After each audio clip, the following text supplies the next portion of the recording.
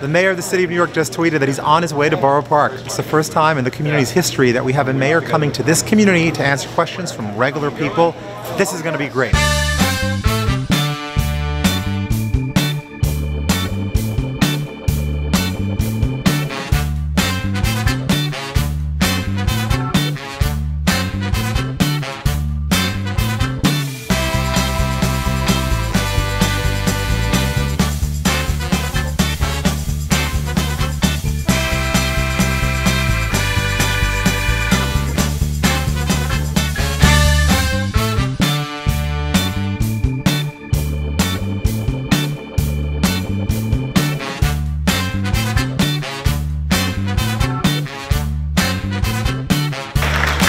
Mayor Bill de Blasio.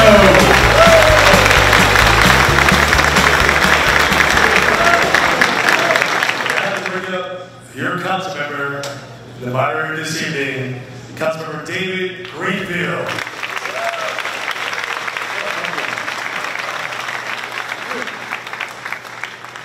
Thank you all for coming out here tonight. We really appreciate it. I want to thank our hosts, FDR High School. Thank you to everyone from FDR who's here tonight, one of the great schools in our community. So please give a very, very warm welcome, without further ado, to the mayor of the city of New York, Mayor Bill de Blasio. I know the speed limit in the city is 25 miles per hour. The Ocean Parkway is not a regular street city. I think maybe you could raise the speed limit from Ocean Parkway. In the Bible, there is the phrase, "Let he who is without sin cast the first stone." I, too, have driven my car fast on Ocean Parkway before I was mayor. I'm not going to lie about it. And I used to enjoy... Just before you were mayor? Before I was mayor. Only before? Before I was mayor. Just making sure. Now, I don't drive my car anymore. The police drive my car. Aha. Well played, Mr. Mayor. Well played. When we developed the concept of Vision Zero, I'm going to be very honest, it was not a popularity contest.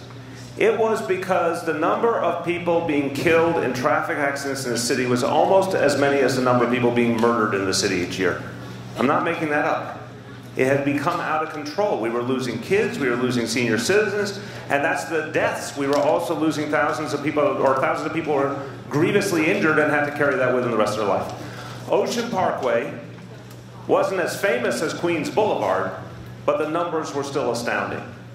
Since we instituted the new speed limit, the number of deaths and injuries has gone down radically.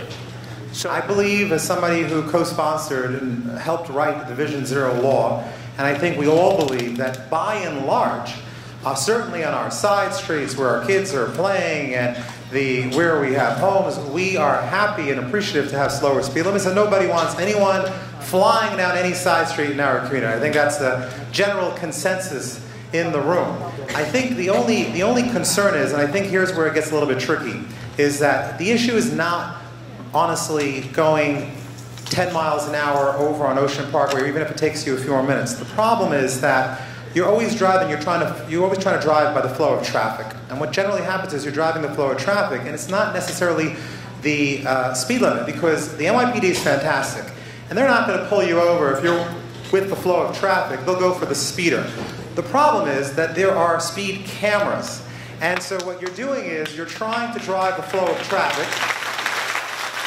The truth, I just want to clarify the point. You're trying to drive the flow of traffic, and you don't realize, honestly, Commissioner, you don't even realize that you're going 36 miles an hour because everybody's going 36 miles an hour.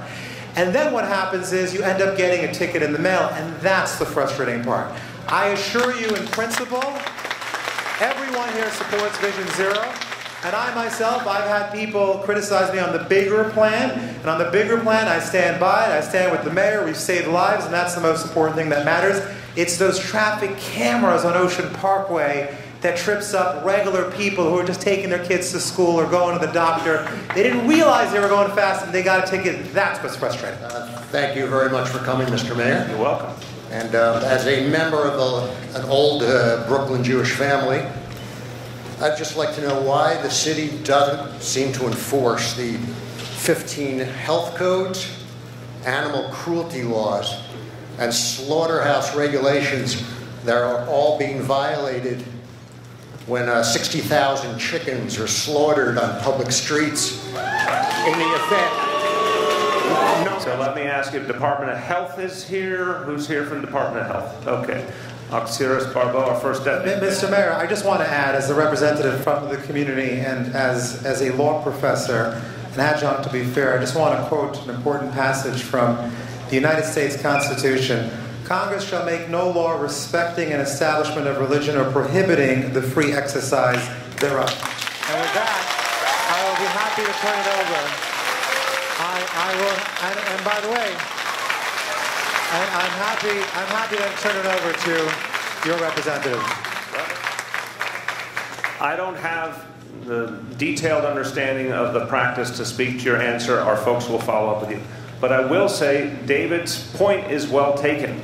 This is something that we have to determine. Our constitutional rights and the right to freedom of religion is absolutely precious.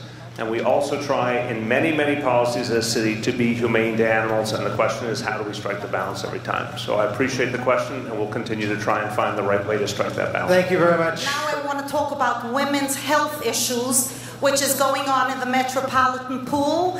You might say it's not in your district, but we have many, many women coming from this community, this district, coming to the Metropolitan Pool. In the last few months, they cut our hours. 30 years, from 25 to 30 years, we had women swim 3 times a week, 2 hours Monday, Wednesday, and Friday. Now they cut it down to once a week, 2 hours. There are literally 200-300 women with health issues, elderly women, handicapped women that are saving the city hundreds of thousands of dollars by not using their Medicaid and health insurance, which costs the city money. I'm going to say this carefully.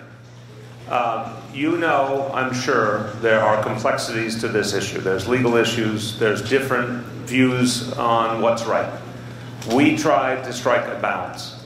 I am concerned, however, about usage, because that's an important part of the equation. So I'm not going to commit any change to tonight. I'm going to be very straightforward with you, because it's very tempting when there's a big crowd to say whatever people want to hear. I'm not going to do that. I am committed to, one, that we struck a balance, and we believe that's fair, and we were not willing to take away the right to have those kind of hours. Which we again, really appreciate that you did that. Thank you. But now you're raising another point which is very fair from my point of view, and I appreciate the way you raised it, that we should look at what's happening day by day and give that due consideration. We're going to ask a strange request.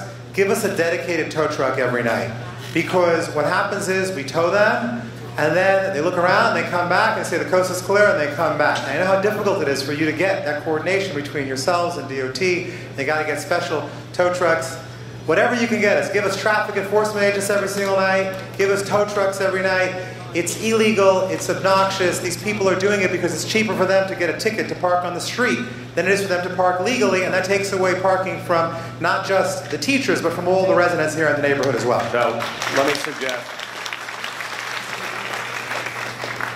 me suggest that between DOT and NYPD, I'm not going to pledge to a full-time tow truck or any of that at this moment, but what I would like to pledge to is that we do... I pay for it in the budget. You want me to put in a capital allocation for a full-time tow truck? Now you're talking. Let's do it.